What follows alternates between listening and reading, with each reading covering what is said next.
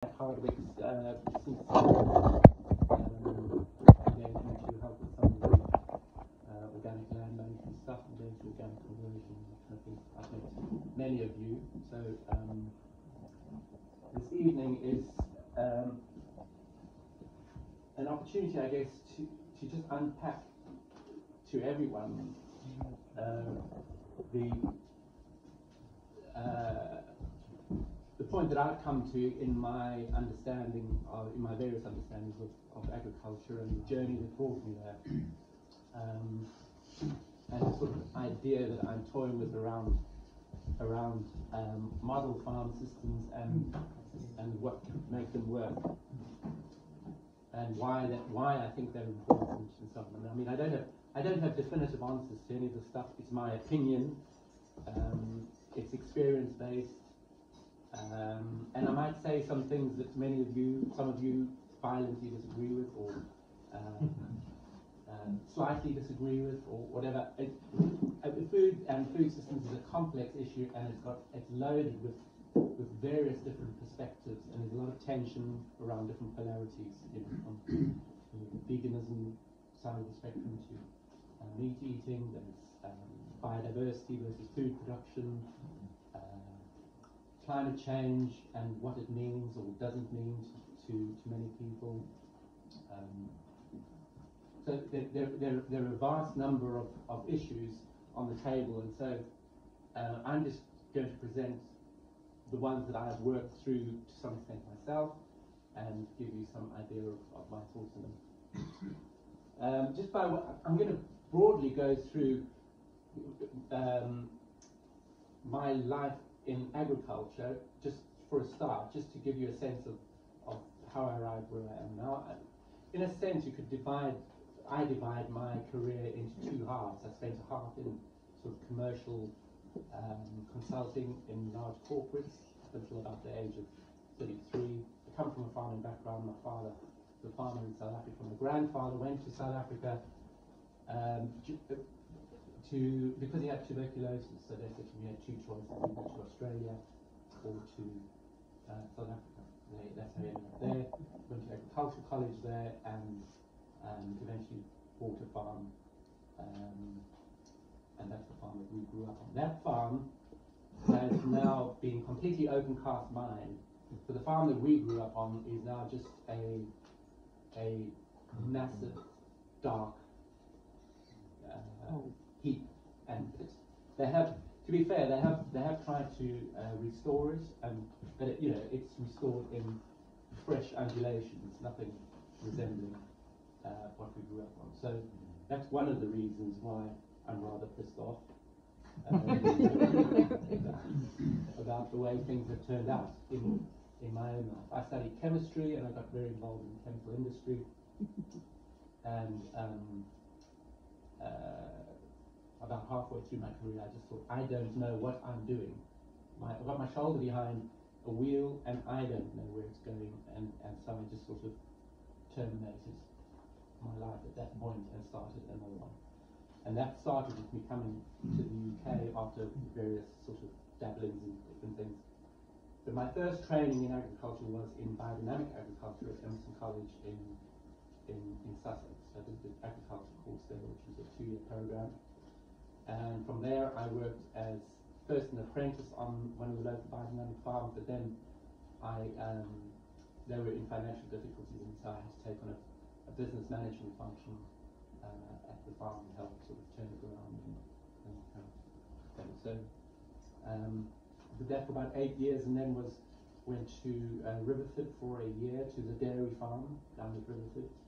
And then I went. Actually, interesting that when I was leaving South Africa to come here, I thought, I wanted to study somewhere, and I had 3 sort of places in mind. There was Emerson College, the Scottish Agricultural College, who were running an MSc program in organic farming, and the Royal Agricultural College at that time were running a program in organic agriculture, which they don't really run anymore. I was trying to choose between the 3.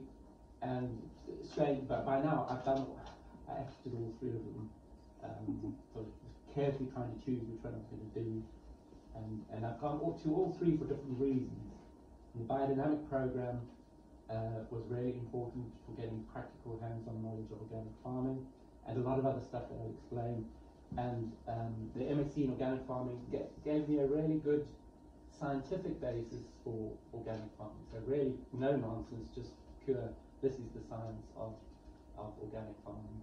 And then the RAU, I did an MBA there in advanced farm management. And my goal there was really to try and understand what the conventional world was and how it was operating, so I could try and get a holistic view.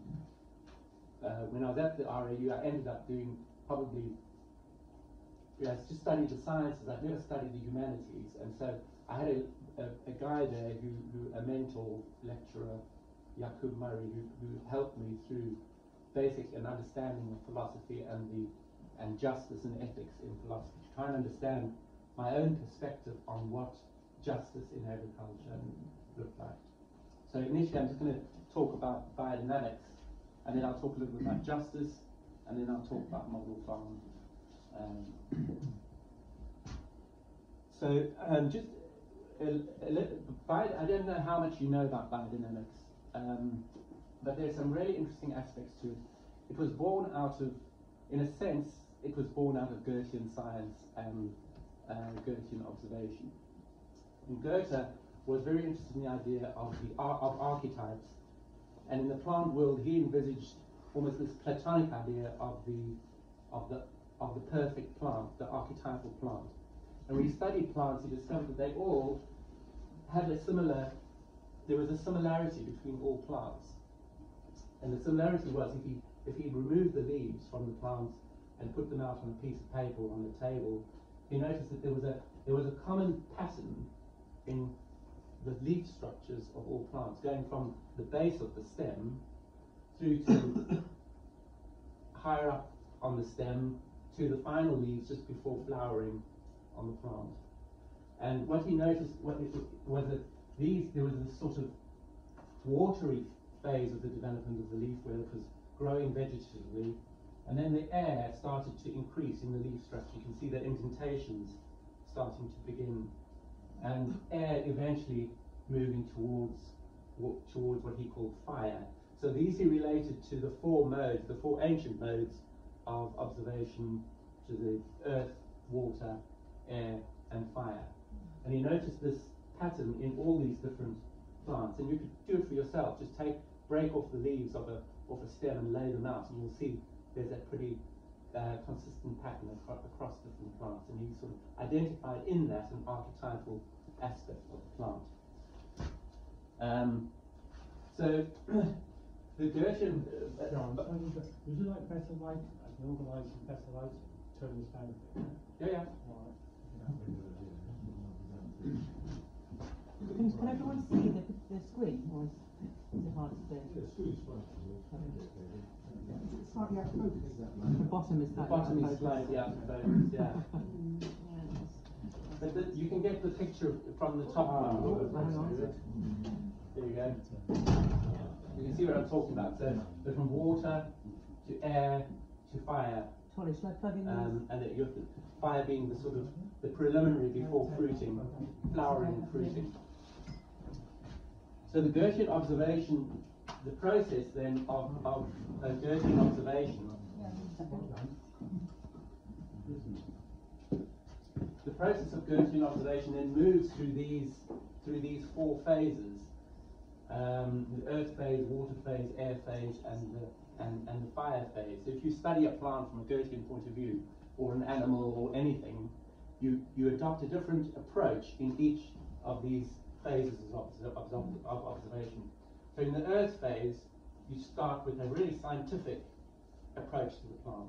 You draw, sketch it botanically, understand really from scientific, perhaps understand the science of how that particular plant functions and so on. This is related to the mineral aspect of the earth. So the earth related to the mineral and to the root in the plant. And astrologically relates this earth phase of observation to the lunar earth zodiac. So in other words, when the moon is rising in one of the earth signs of the zodiac, then in terms of the planting calendar and so on, you are in the root aspect of the plant.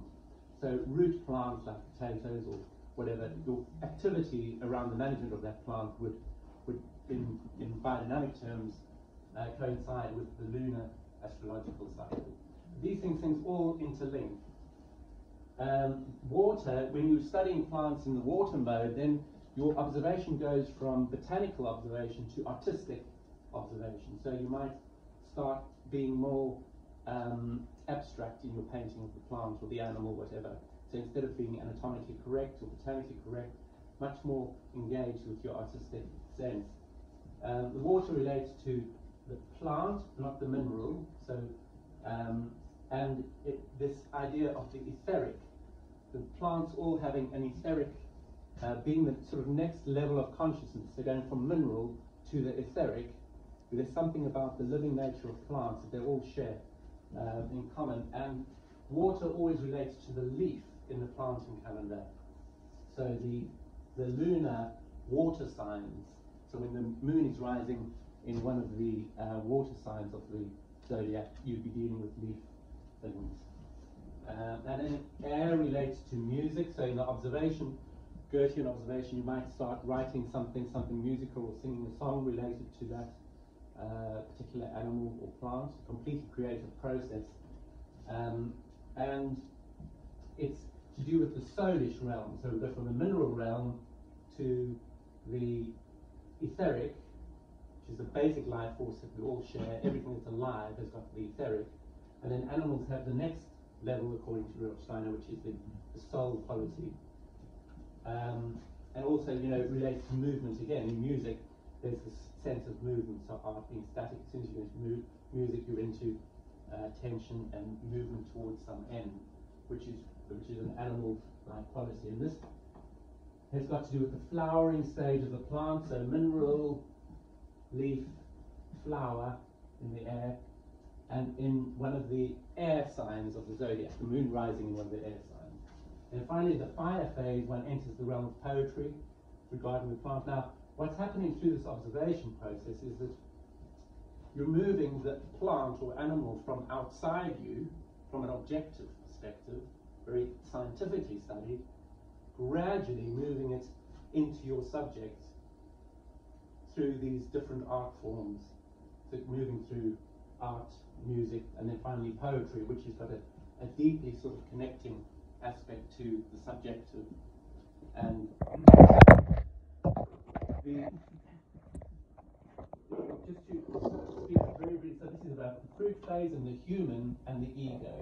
Once we get to that poetic relationship, we're dealing with, we have a capacity to deal with plants and animals that plants or animals don't have. We can go into this idea of writing poems and engaging our ego with that particular with the plant or animal. So biodynamic has got to do with fruit phase, so root, leaf, flower, and then fruit. So the preparations that you're familiar with probably are the horn silica and the horn manure. The horn manure is to do with the water phase, the water aspect, and the horn silica has got to do with the fire. So you'd be spraying horn manure preparations when the plant is in its leafing and vegetative propagative state. So that would be ahead of sowing, just after sowing, during that initial stage of vegetative propagation. And the silica is applied once the plant is starting to flower or fruit to support the flowering and fruiting process. And silica has got that quality. It's silica crystals got that sort of light refractive quality to it, and then also silica is an important structural element of plant stems.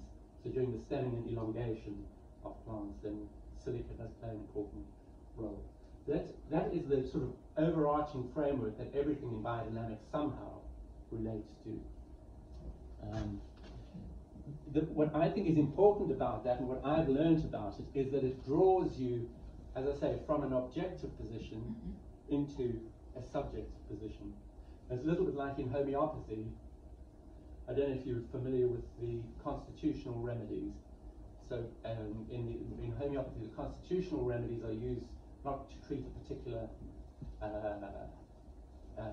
ailment, but to treat a cow or a human being who has a certain quality. So if someone's quite sort of fiery, or you might treat someone like that with belladonna as a constitutional remedy to support their character and their psychology. And what I've noticed with herbs and using homeopathy, whether homeopathy works to treat mastitis or whatever, I'm not that interested in. What I am interested in is when they use homeopathy, they pay a lot more attention to the animal, and it draws them into a therapeutic relationship with the animal over and above the relationship between object and subject. And I think this is what Goethean observation also does, is it draws you beyond object and subject towards a much deeper understanding of a closer relationship, personal relationship with whatever you're working with, plant, animal, human being. This is just the organizing aspects of in biodynamics. There's this question of this idea of the threefold human being, which is a being which is both thinking, feeling, and willing. And what I like about that is it reminds me that I'm not just an intellectual person.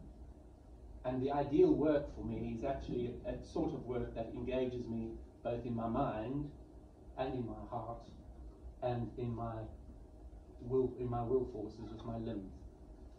A lot of my work is behind the computer, and it's of great sadness to me because at the moment I'm not engaging really with these other two realms. But when I was in a farm business management capacity, I really felt that I was more involved in all three of those things, and I felt more whole and more sort of happy as a person, I guess, because I was working in those three areas. And then organizational life is divided into what's called the threefold social order, trying to separate the cultural, the political, and the economic, so that these three spheres are sort of managed in a sense separately. And I found that very useful, thinking about a project, and thinking about building a new electric line, a very practical sort of example. There's an economic aspect to that. There's a legal aspect to it, because there's a regulatory framework that we have to adhere to. And there's a cultural aspect and a social aspect to it that needs to be taken into account. You know, what does it do to the aesthetics of a farm? What does it do to biodiversity, constructing a new sort of pylon through a farm? You know, what is it? So all those different aspects are taken into account in analysing and deciding what to do. I think that's enough about biodynamics. The last thing about biodynamics is the principle of the farm as an organism. And the idea here is to treat the farm, really a healthy farm, as a closed, self-sustaining system. And this comes from the agriculture course, the second lecture. He says, properly speaking, any manures or the like that you bring into the farm from outside should be regarded rather as a remedy for a sick farm. That is the ideal. A thoroughly healthy farm should be able to produce within itself all that it needs. That's quite a challenge, but it rings true for me, because everything that we do need is actually there. And I think it's a very interesting idea, the idea that you can take a piece of land and without substantial inputs produce and feed people. Now, I just want to move to the question of justice and some of the thoughts around justice. This is also sort of from an anthroposophical point of view, from a biodynamic point of view, that if you think about a farm, it's a really complex organism. You've got the mineral kingdom, the plant kingdom, the animal kingdom, and the human kingdom. And there's a lot going on here, from birds and otters and mice, willow, making baskets, geology, soil, land type, landscapes, and then the human thing, everything from farmers, suppliers, customers, the infrastructure required to support human beings, tools and machines. It's a really dense, complex system, a farm, from the workshop to the bacteria, to the fungi, to the birds, to everything.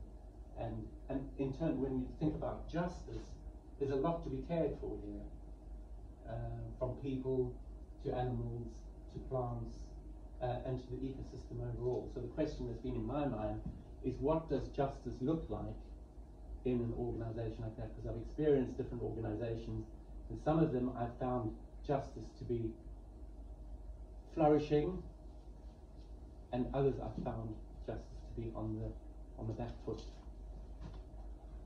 So there is this question of justice and what it means. I think one of the earliest sort of concepts that struck me goes right back to Plato. And one of the fundamental principles that Plato outlined was the idea that the end cannot justify the means.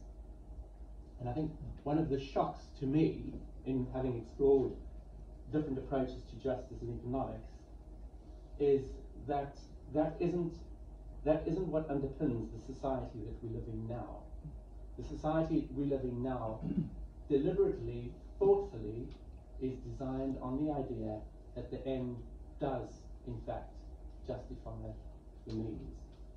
And it was actually a founding principle of liberal economics, going back to Adam Smith, Edward von Hayek, Milton Friedman.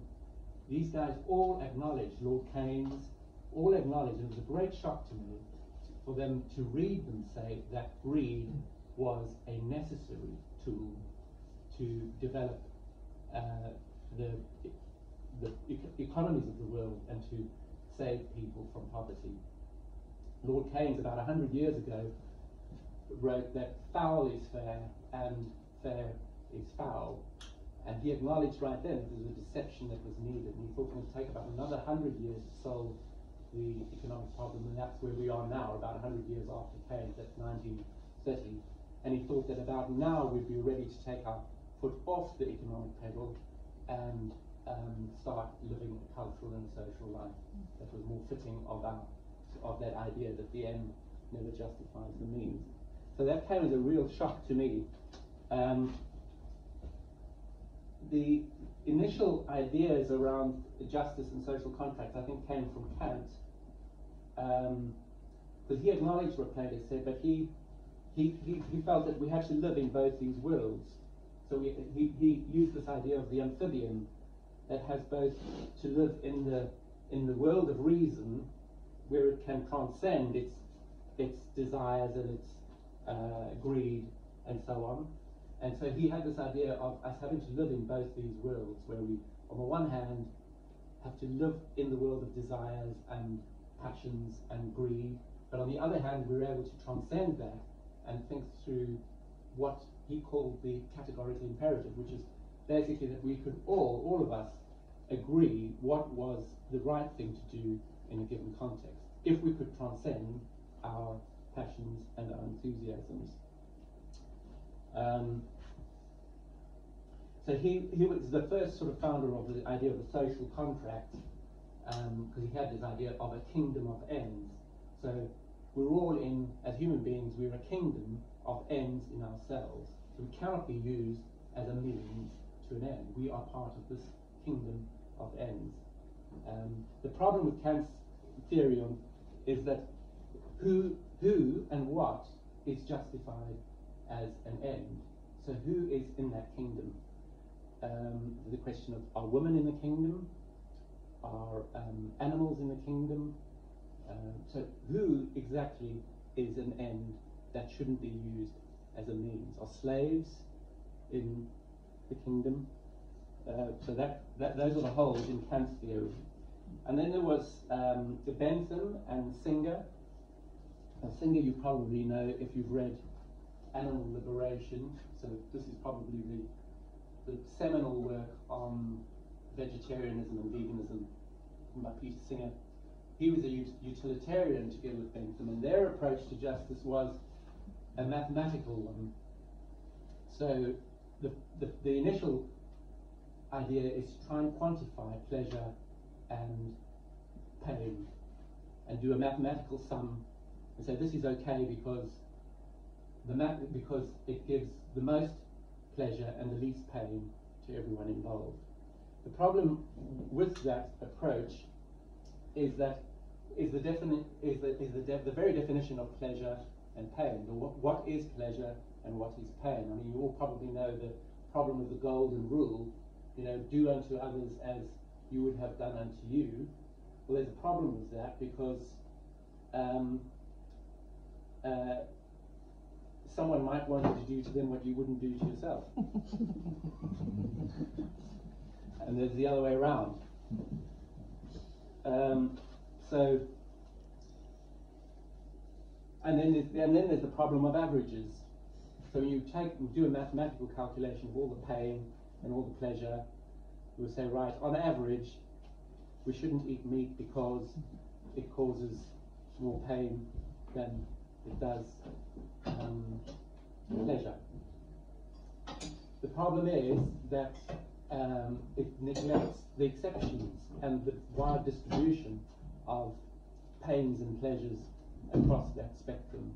So it's quite a blunt sort of tool, and most of modern economic thinking is based on utilitarianism, trying to quantify and make that measure accurately. And then there's John Rawls. Rawls developed social contract theory from Kant, and he developed this idea of the veil of ignorance. So this veil he drew across the community of people. So you had a community of people, all different colours, different genders, different abilities perhaps. He drew this veil of ignorance and said, this group here, we need to sit down and forget about who they are. So they need to forget about their social class, they need to forget about their gender, they need to forget about all these things, and they need to design the perfect institution, perfect government. And they can do this, they can sit down and design perfect government.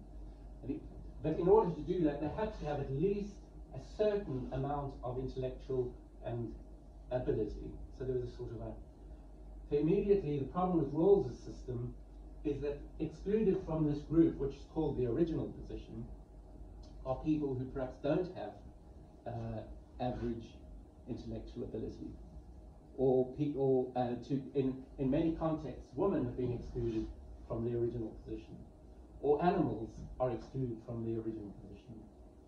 So we have to rely basically on this group of people to design for us the perfect system for everyone else who is naturally excluded from the original position because they can't participate for whatever reason.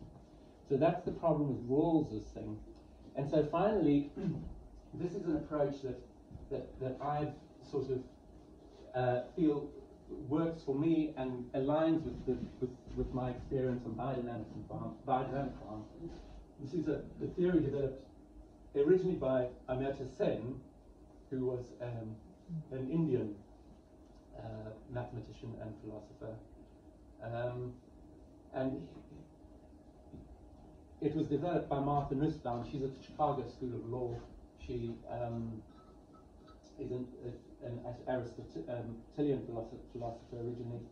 But she defined, working with Sen, she defined these 10 capabilities. And she said, instead of trying to sum up all the pains and pleasures of the world, instead of trying to get a group of people to design the perfect system, why don't we just think about what do people need to flourish?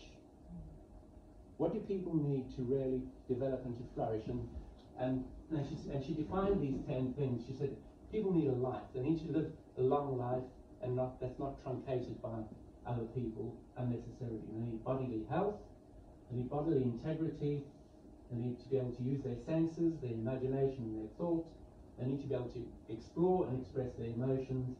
They need to be able to use practical reason to think about their lives, think about projects in the future, affiliation with other species. They need to be able to play, and they need to be able to control their political and material environments. And she said if we can instead just focus on trying to make this happen for people, support them in in flourishing, that would be a more equitable way, because you can basically apply this to anything. You could apply this to a plant, you could apply it to an animal, you could apply it to someone with learning disabilities. You can, and so she has done this. She's gone through the process of applying that to people who were originally excluded from Rawls's original position. So this is the sort of philosophy, the system of justice that I've alighted on. Now, of course, one of the problems is this question of life and long life. When we get into the world of agriculture, one of the problems we experience is this tragic dilemma, which is, must we eat meat to feed ourselves for now? If we acknowledge that the way we look after animals, we could look after them beautifully, at the end of the day, they can go to the slaughterhouse. And that's going to be a painful and a miserable process for them. As much effort as we might put into trying to do that in a nice way. So this, I think, is one of our tragic dilemmas. And Nussbaum's feeling is that she can't answer this question. She feels we're not at the point of, we don't know whether we can feed ourselves without meat throughout the world. It's not an answerable question right now. And so she said she's left that as an open question for herself. Peter Singer also left that as an open question for himself, because he just thought, you know, maybe it is necessary for people. And when you look at the agricultural systems that feed us, some of them you can, you know, I can go down to I can eat a vegetarian diet. I can go down to Tesco's. I can go to the veg shed. I could live on a vegetarian diet without buying any meat. The problem is that I might be exporting my animal problem elsewhere. Perhaps I might not be exporting the slaughter of animals by feeding myself on a vegetarian diet from the co-op or from Tesco's, but there are other animal issues involved in that. There are the problems of glyphosate and all sorts of pesticides being tested on lab animals all the time. That's how they get through their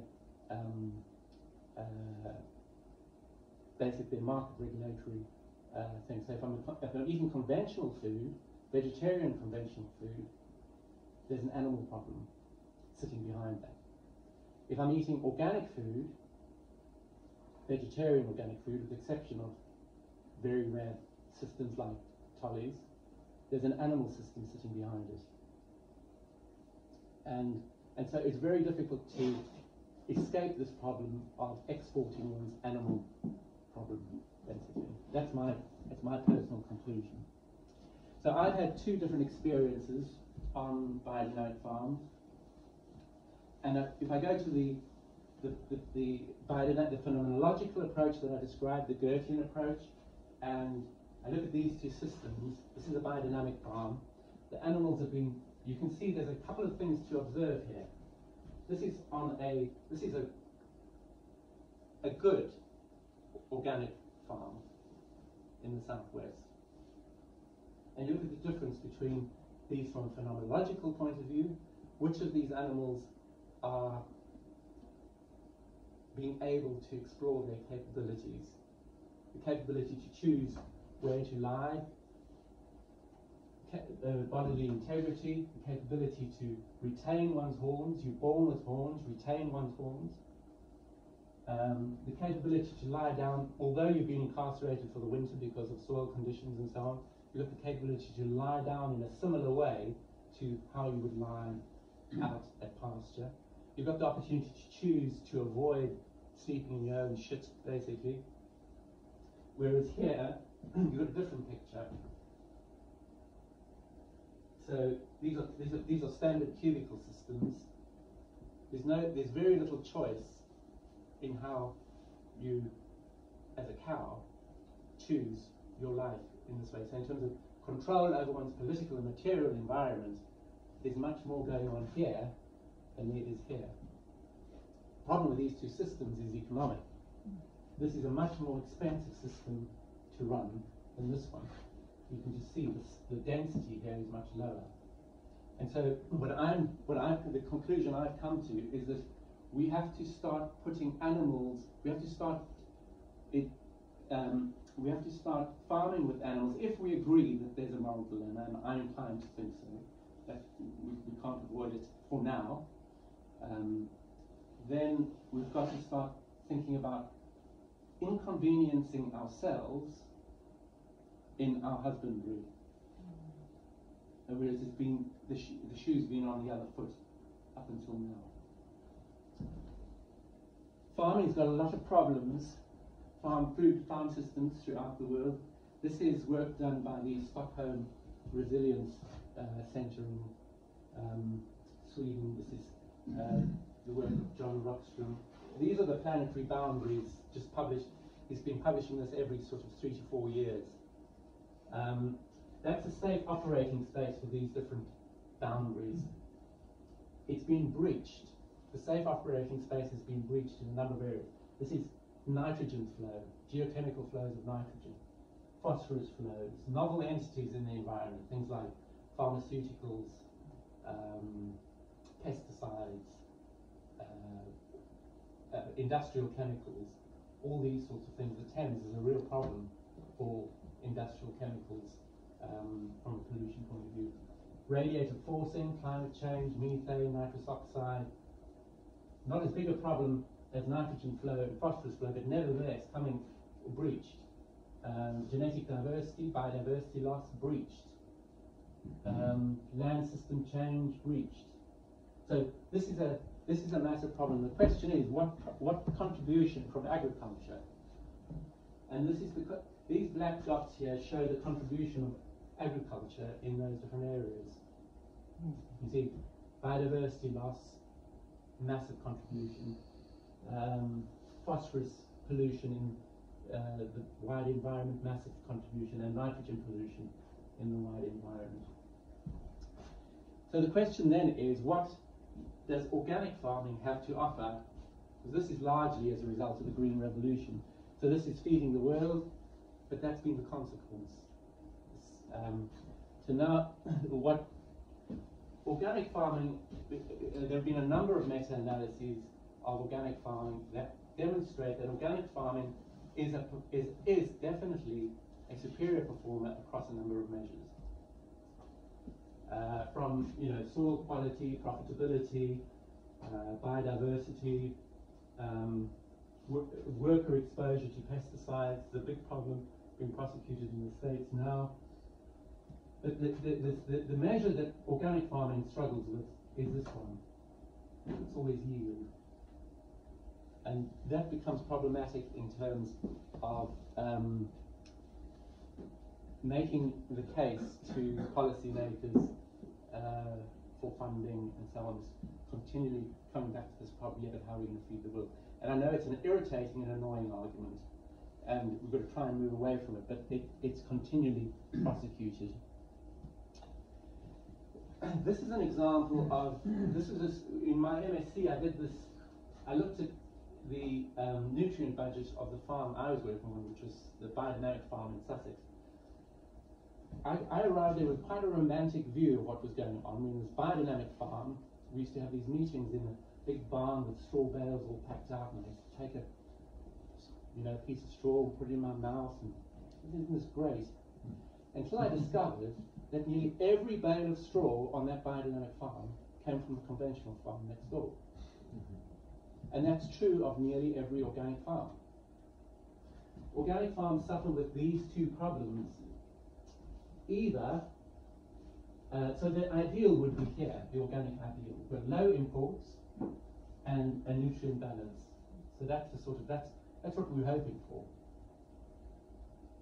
And maybe Ian's coming close to this sort of position, Tommy.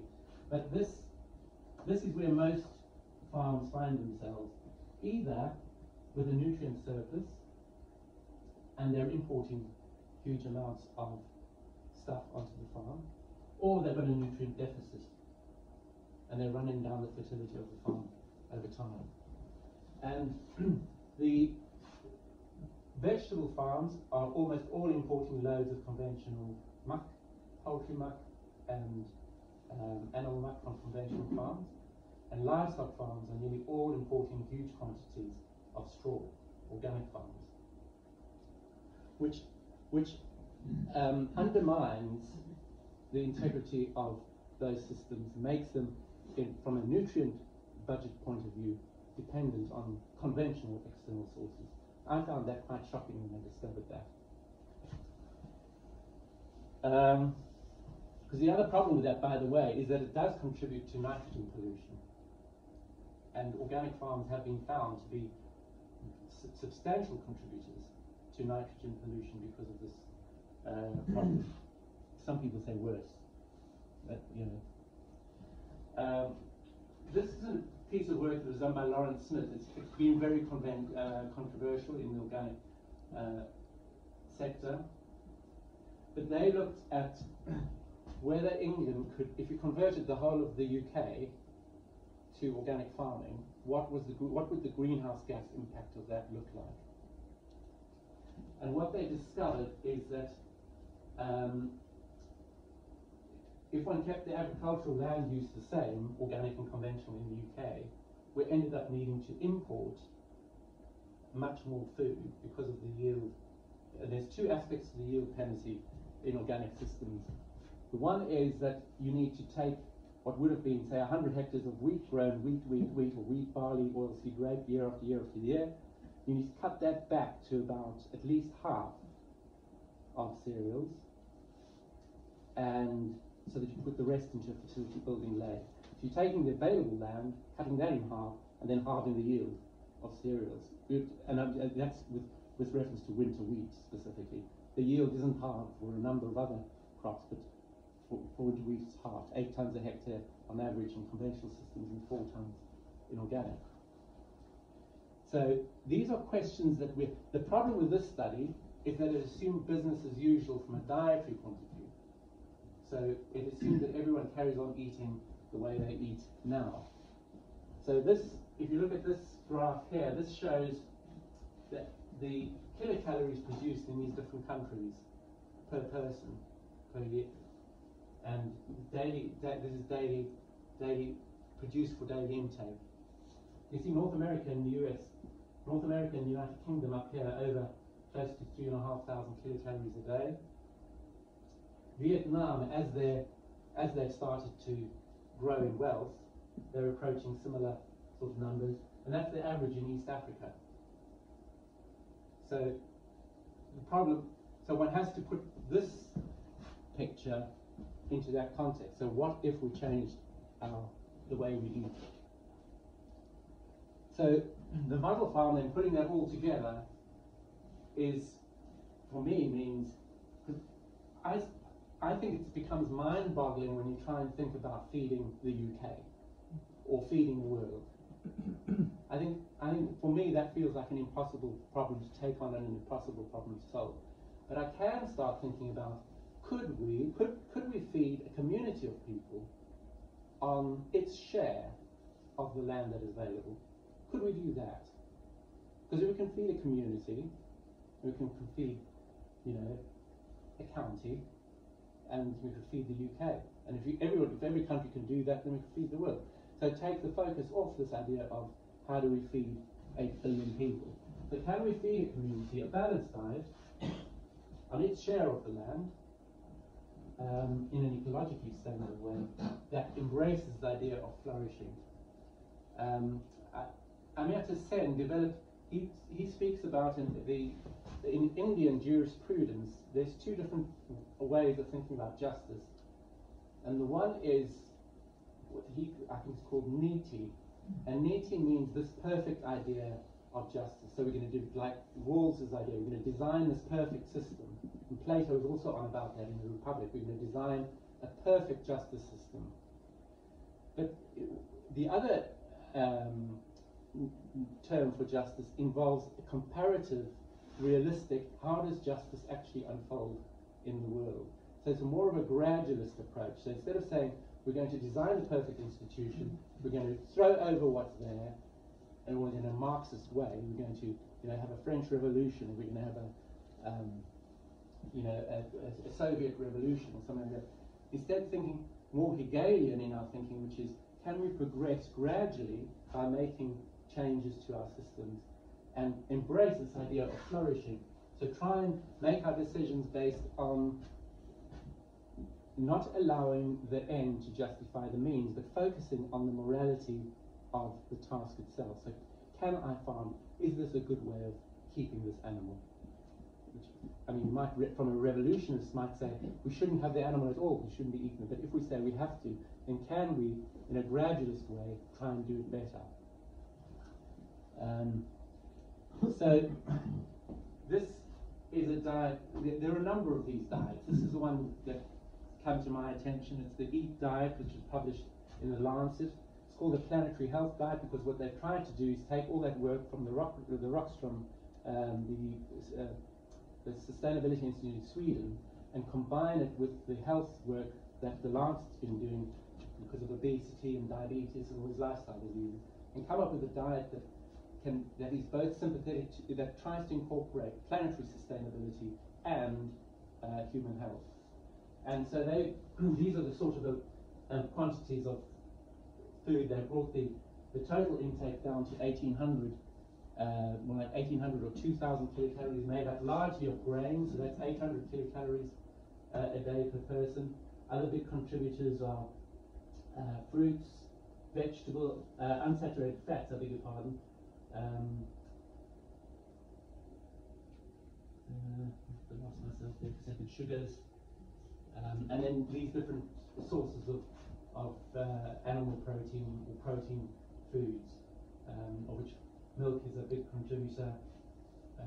Milk is a big contributor all over the world, actually, in terms of calorific intake. So what I did is I took that diet and I said, all right, if we take all the land in the UK and we divvy it up, how much is available per person? There's 6 million hectares of croppable land in the UK, which means that there's 0.1 hectares per person available, which is 4.6 hectares per 50 people. So I've just been thinking in terms of 50 people, just to bring that number up to a more sort of manageable one. I've already spoken about organic farming and what we need to do in terms of breaking up the rotation, so having a section of fertility building phase followed by a cropping phase. In general terms, the fertility building phase in organic farming serves two purposes. The one is to accumulate nitrogen, but that you can do in two to 3 years. You can accumulate sufficient nitrogen. The other, and perhaps more important one, is to restore soil structure and other forms of fertility. And on most soils in the UK, you need about 4 years of fertility building phase before you can crop properly. Because cropping rarely takes it out of the soil. Regardless of what you do, you plough, minimum till, whatever you decide to do, you've got heavy machines on the land and it is destructive. And so it's just been research published this week that's shown that if you do this and you make this phase longer than this phase, you will build soil carbon over time, substantial amounts of soil carbon, provided you keep the fertility building phase longer than the cropping phase. This is one of the problems with the system, the food system in the UK. So this is the total amount of cereals and temporary grass. 3.5 million hectares of cereals and temporary grass, and 1 million hectares of cereals and food. So all these cereals at the moment are going to livestock of different forms. If we change to an organic system, if everyone changed, then you'd have slightly more cereals for food. You'd still be feeding loads of animals, but you'd be, instead of feeding them cereals, you'd be feeding them grass. And grass is something, of course, which we can't eat directly. I'm not going to go into this too much. I mean, there's this question. I just want to make one point on these graphs here, and I'm not going to dwell on it. And that is that, so if we convert land to organic farming, we're going to increase the amount of grass in the system. There's almost no way around that. as soon as we do that, the only way to turn that grass into food at the moment is through the use of ruminant livestock. And so the question becomes which ruminant to use. And in terms of biodiversity, nitrogen pollution, and climate change, there's a hierarchy in terms of nutrient ruminant efficiency. And at the top of that hierarchy is the dairy cow. And the reason is that for the greenhouse gas emissions or nitrogen pollution that you produce, and this is a graph, this shows, because there's been controversy about methane emissions from ruminants and how it's measured and so on, this is a reworking of that data, and they've taken methane emissions out completely. So if you take methane emissions completely out of the picture, it still looks like this. You've got beef and cheese down here. That's beef from a dairy herd, and that's beef from a beef herd, from a suckler herd. So in my opinion, before you have to decide that dairy farming for your particular system is unsuitable before you decide to use a different type of ruminant. Just because dairy farming is so much more efficient than beef farming. But that's my opinion. This shows just to caveat all that, this shows the variation in greenhouse gas emissions across different beef systems. You can see that it goes from, if you unpack the different beef systems, it goes from extremely, actually quite low, to actually quite high. So there are a lot of different systems. So just to show that there is a lot of variability in that data.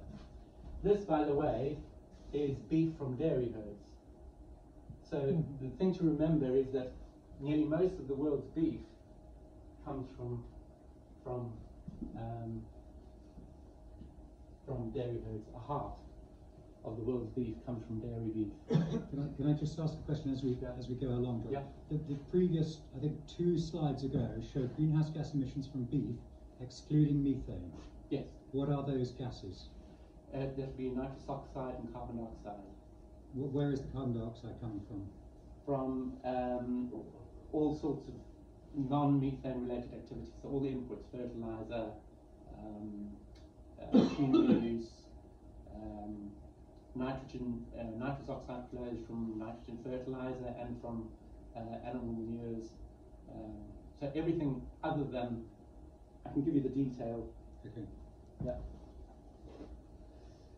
This is nitrogen emissions, again, the different types of food. So there's dairy, nitrogen, grams of nitrogen per kilogram of product. And dairy's down there, beef's up there, and this is vegetables over here. So you can see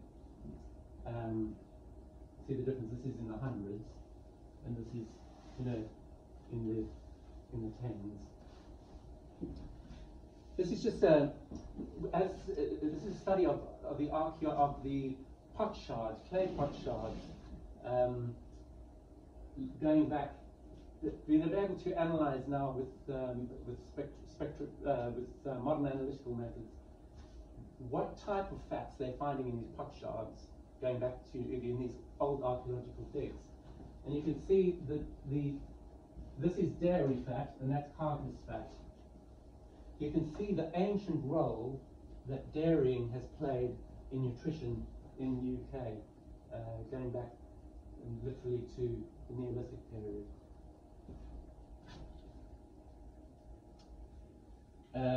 Right, so I think I'm running out of time. It's 8:30, so.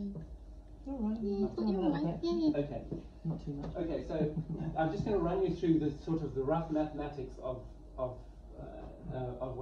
this system. So if we decide that that's the way to look after cows, not the cubicles and the efficient way, then a cow, a dairy cow, if we decide that dairy cows are the priority for a start, and that that's the way to keep them, then it needs about 3.5 tons of straw a year to keep it bedded during the winter period. That happens to be the amount of straw you get of 1 hectare of organic cereals on average. Not everyone gets that yield, but that is the sort of what one is aiming for. So in other words, one can marry up a hectare of cereals with 1 dairy cow, sort of broadly speaking.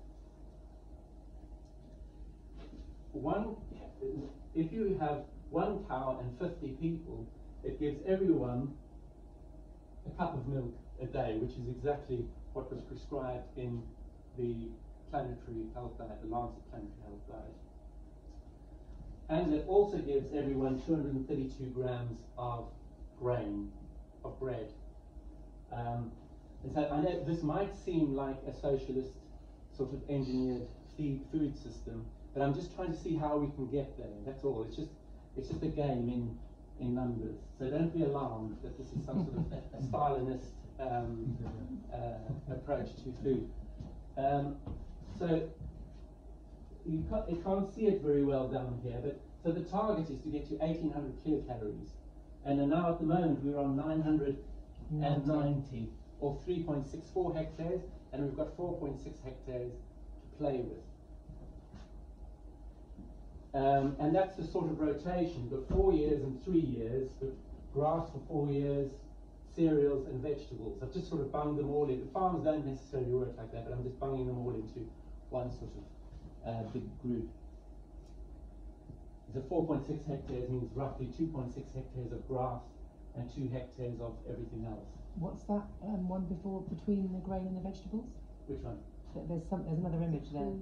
The blue, Yeah. the grey image in between the carrots and the The beans. oh, beans. Okay. Squeezed in some beans. Legumes. Yeah. So now the problem is the cow does need some grain through the winter. So typically you've got 5,000 litres of milk from the cow, and if you're being nice, you're going to get 500 litres to the calf. And so you've got 4,500 litres left over. The cow can get 3,500 litres from milk, which means it's got to get 1,000 litres from something else. And so you get 1,000 litres from grain, it needs half a tonne of grain. So you need to allocate some of that grain growing area for the cow's winter ration. And then you've got hens, chickens.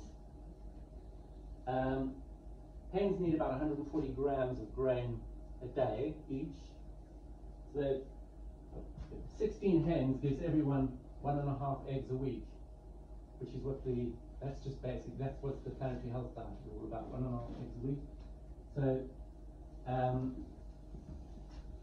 that it requires 0.8 tonnes of grain, so they allocate another little bit of the grain area for producing grain for eggs. Okay, now you'll notice that our cereal area now is being exhausted. Fed people, with something for the cow and something for the chickens, for the eggs. There's nothing left for pigs, there's nothing left for poultry meat. And this is the problem with these two types of meat in organic systems, is that they compete with us for grain. When you think about it like this, there's almost nothing left to have a poultry bird, and nothing left to have any bacon. Unless you feed it on whey and waste products. Unless pigs take up their traditional role of being consumers of waste. And then we've got landfill veg. Charlie, just correct me if I've got this screwed up, but I have 350 grams a day per person, that's what they recommended. And if we can get 15 tonnes a hectare, then that will be, on average, across all the different veg, then that we need about 0.4 hectares of land for the vegetables. And now we're at 1,126 kilocalories of the 1,800 that's targeting, and we've used up 4.42 hectares of the 4.6.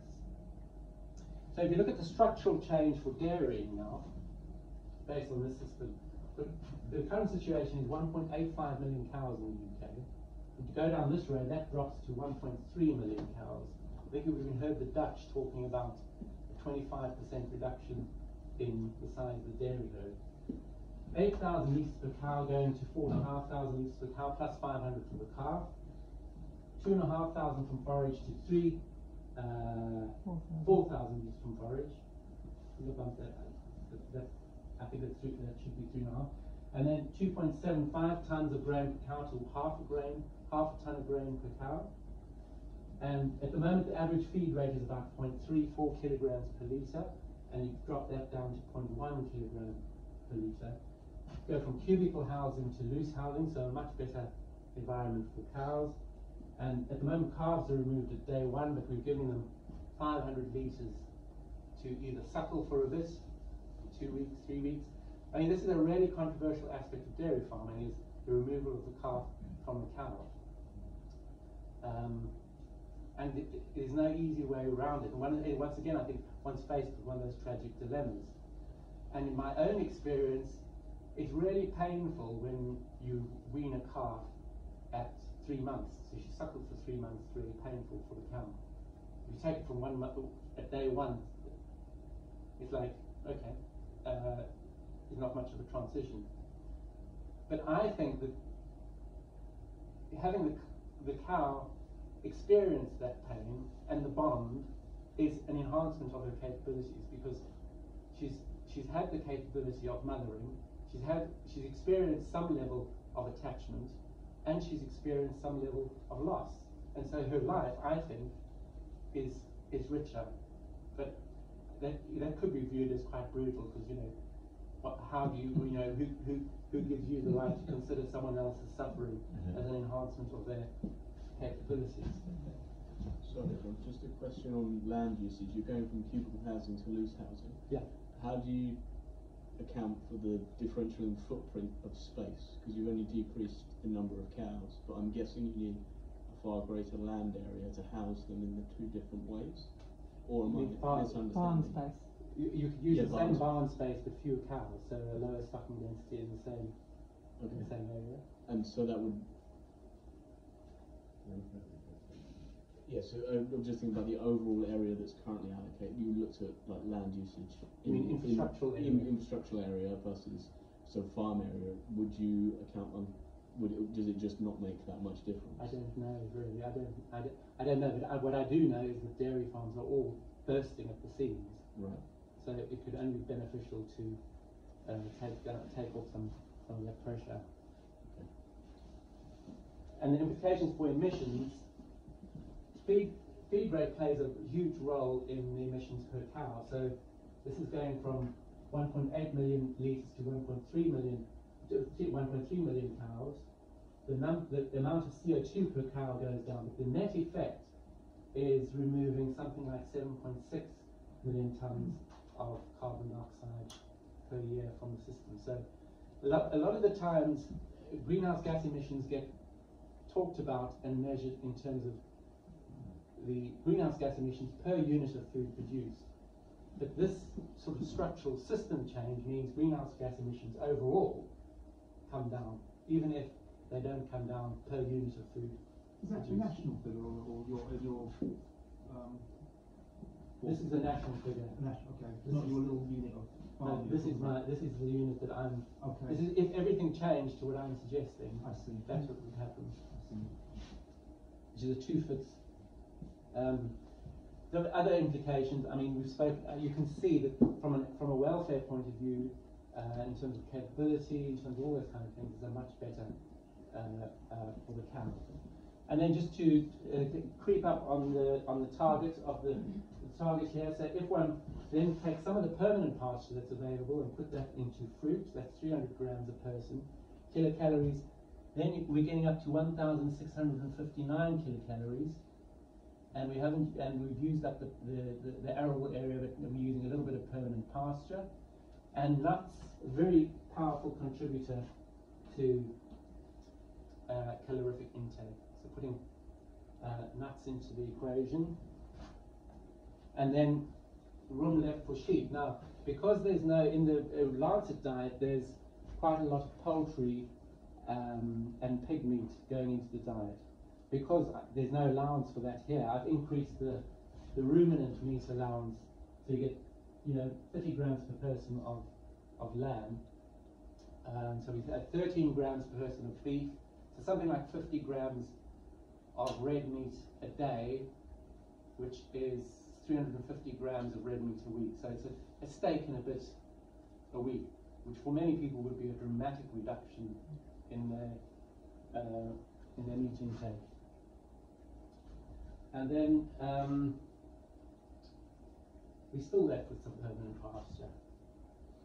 So the question then is, can this go into agroforestry, other forms of carbon sequestration, biodiversity projects? And then honey, just to, because there's sugar to come into the equation, we've got honey. So what I've stacked together now are all these things, and this is the sort of picture, this is the farm that starts to emerge. You know, we've got a farm that's diverse, biodiverse in many ways, with multiple species, and there's quite a lot of hives you need, 5 to 10 kilograms a hive a year, if you're not robbing them too much. So these are quite nicely kept. It means about half a hive a person, which is quite a sort of, I think it's quite an intriguing idea to have a lot of hives on the farm.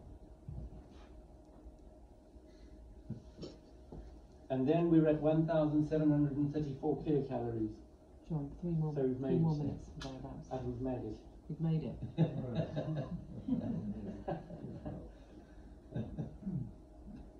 That's my story. Oh,